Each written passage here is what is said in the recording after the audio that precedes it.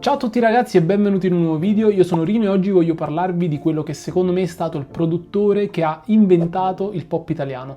Sto parlando di Ennio Morricone, quindi non un a caso. Sicuramente il nome di Ennio Morricone è associato principalmente al cinema, ma non tutti sanno che lui è stato l'arrangiatore di numerosissime hit dagli anni 60 in poi. Tutti gli artisti in voga del momento si contendevano la sua figura poiché è stato un innovatore incredibile e oggi quindi voglio portarvi alla scoperta della sua figura associata alla musica pop.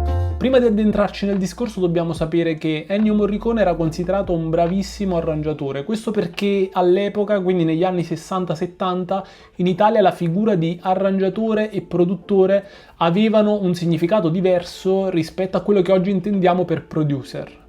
In quel periodo l'arrangiatore era una figura che prendeva una canzone scritta da un autore, quindi testo e musica, e la vestiva in una versione orchestrale o strumentale che diventava poi adatta alla registrazione. Potrei farvi una lista infinita di successi pop scritti da Ennio Morricone, magari ve ne faccio comparire qui qualcuno, ma posso dirvi che ha arrangiato brani ad artisti come Mina, Gianni Morandi, Rita Pavone. La figura del produttore invece in Italia era più vicina a quella del direttore artistico. Infatti negli Stati Uniti o nel Regno Unito la figura del produttore era essenziale all'interno di uno studio di registrazione poiché era il responsabile del suono e quindi dava la direzione al disco che si stava registrando. In Italia invece appunto il termine produttore veniva utilizzato perché appunto curava la parte economica e organizzativa del disco e quindi in un certo senso possiamo associarli alla casa discografica. Nonostante questa grande confusione dal punto di vista di terminologie, noi possiamo dire che Ennio Morricone ha influenzato tantissimo quello che è il pop italiano e internazionale all'epoca, con delle trovate timbriche che hanno anticipato stili e tendenze quasi attuali. Per chi non conoscesse la figura di Ennio Morricone, faceva parte di una famiglia di umili origini, il papà era trombettista, suonava nei cinema, nei teatri e avviò Ennio allo studio della tromba poiché questo strumento gli permetteva di guadagnarsi da vivere in tutti i sensi. Lui fin da piccolissimo ha suonato nei più vari contesti e spesso non veniva addirittura pagato, ma gli davano da mangiare e questa cosa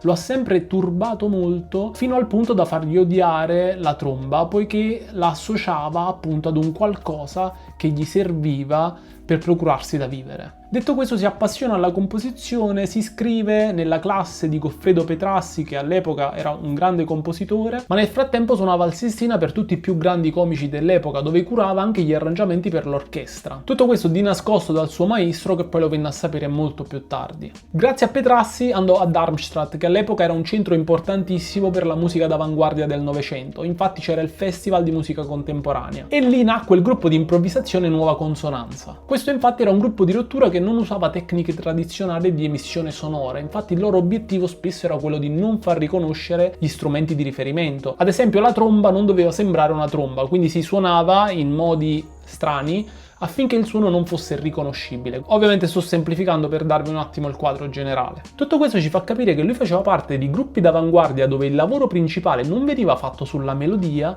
ma sul suono. Il paradosso però è che Ennio lavorava tutti i giorni con la melodia, infatti lui collaborava con il quartetto Cetra che tutte le sere gli davano nuovi arrangiamenti e lui doveva consegnarli in meno di 24 ore, quindi passava le notti e doveva trovare delle soluzioni sempre più efficaci, dando spazio quindi alla sua creatività. La vera svolta in ambito della musica leggera ci fu quando venne chiamato dall'RCA, che all'epoca stava per fallire, gli fu affidato il compito di rilanciarla e lui lo fece alla grande, tanto che creò una serie di successi uno dopo l'altro che ancora oggi sono delle grandi hit. Oggi all'interno di questo video voglio farvi degli esempi proprio per farvi capire la grandiosità di Ennio Morricone. Ovviamente per motivi di copyright non posso inserirvi tutte le canzoni, ma vi lascio un link in descrizione dove c'è una playlist in cui ci sono tutti i brani arrangiati da Ennio Morricone nella musica leggera, in modo tale che potete andarvi a fare un ascolto approfondito. Il primo esempio che andiamo a fare è un brano di Gianni Meccia che si chiama Il Barattolo. In questo brano tutto è nel contesto della musica degli anni 60, tranne questo suono di un barattolo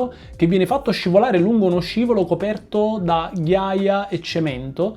Questo suono viene registrato e messo lungo tutta la durata del brano e questa cosa fu uno shock per l'epoca, poiché dovete sapere che Ennio Morricone è stato tra i primissimi al mondo ad inserire musica concreta all'interno di brani appunto di musica leggera. Vi faccio ascoltare del suono di cui sto parlando, poi potete andare ad approfondire.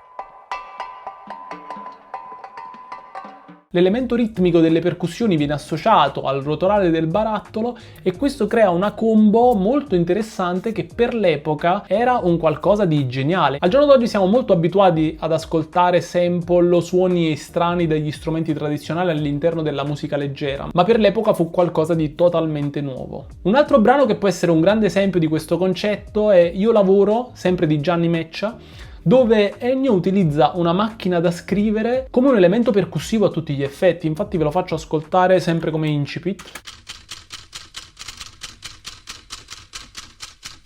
Non so voi, ma a me questo suono ricorda tantissimo una hi-hat di un brano trap hip hop. Quindi immaginate la visione che Ennio ha avuto e quanto ha anticipato i tempi. Ricordate che stiamo parlando di un brano uscito nel 1961. E tra l'altro c'è un'intervista molto interessante che hanno fatto ad Ennio Morricone dove tutti erano molto sorpresi di questa macchina da scrivere all'interno del brano. Provo a lasciarvela qui. Molti potranno pensare che è arbitrario mettere dei suoni veri, i suoni di macchina da scrivere appunto, di poltrone, di barattoli nella musica leggera. Io l'ho fatto per dare un contributo di verità a queste composizioni a me affidate. Ho capito. Scusi maestro, e possiamo sentirlo questo solo per macchina da scrivere? Ve la lascio qua in descrizione se volete approfondire. Un altro brano grandioso arrangiato sempre da Ennio è un brano di Edoardo Vianello, Pinne, fucile ed occhiali del 1962. La cosa bella è che qui Ennio fa una grande ricerca di sound design per lo splash dell'acqua. Devono registrare appunto questo suono di splash e lui copre una vasca con delle coperte per ottenere un suono con le frequenze alte più tagliate. Fanno numerose prove di registrazione fino a quando non trova il campione perfetto da inserire all'interno di questo brano. Io penso che lui sia stato visionario nel capire che le percussioni, la sezione ritmica era un elemento fondamentale nella musica pop. Infatti ha sempre curato molto questo elemento fino a renderlo caratteristico. Un'altra grande intuizione che ha avuto all'interno dello stesso brano è quello di associare le trombe alle voci femminili e i tromboni alle voci maschili, che quindi fanno una sorta di batti e risposta. Per noi può sembrare una banalità, però la verità è che le più grandi innovazioni racchiudono una serie di intuizioni semplesse, ovvero semplici all'apparenza, ma che racchiudono in realtà una grande maturità musicale e di pensiero. Con questi brani lui iniziò a rivoluzionare l'RCA e pubblicò un'altra serie di grandissimi successi, ne cito giusto uno qui a caso, Sapore di sale, ancora al giorno d'oggi è super suonato sia in radio, sulle spiagge, ovunque, eppure stiamo parlando di un brano uscito nel 1963. E da parole sue lui provava a mettere all'interno di questi brani qualcosa di superiore alla canzone stessa, però non pensava di essere questo grande innovatore, l'ha fatto in un certo senso in modo inconsapevole. Una cosa che mi ha sempre sbalordito, poiché sembra appartenere alla nostra epoca social,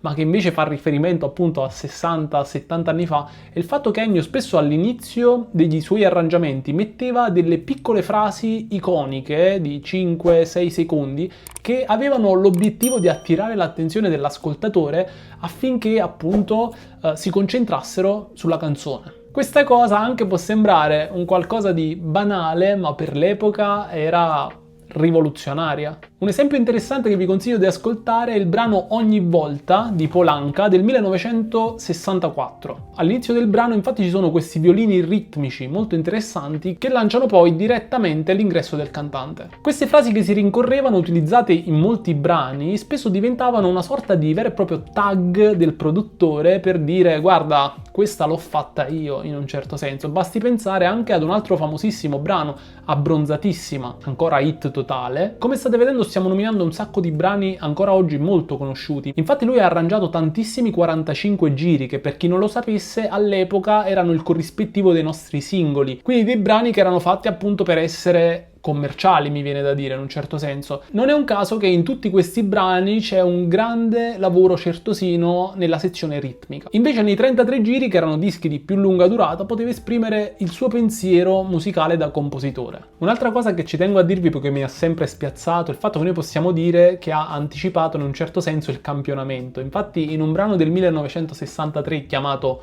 Voce Not ha inserito l'intera sonata al chiaro di luna di Beethoven, in chiave appunto leggera. Non è un caso che ha scelto la sonata al chiaro di luna, poiché il brano si chiama Voce Notte, quindi in un certo senso notturno ha trovato un giusto collegamento e il risultato è molto molto interessante. Un ultimo esempio che non posso non citare è Se telefonando di Mina, un brano assurdo, fantastico, aggiungete tutti gli aggettivi che volete. La cosa interessante di questo brano è che la melodia fondamentale è fatta da 3 note, ti ta ta, ma il brano è in 4 quarti. All'epoca le melodie vocali erano molto semplici, spesso quasi scontate. Lui ha questa intuizione di dire ok, siamo in un 4 quarti, le note sono 3, sul primo e quindi sul battere ogni volta cade una nota diversa. Infatti se voi cantate Se telefonando il ritornello ti ta ta ti ta ta ti ta ti ta, di conseguenza che cosa succede? Sul battere all'inizio di ogni battuta cade una delle 3 note che abbiamo, quindi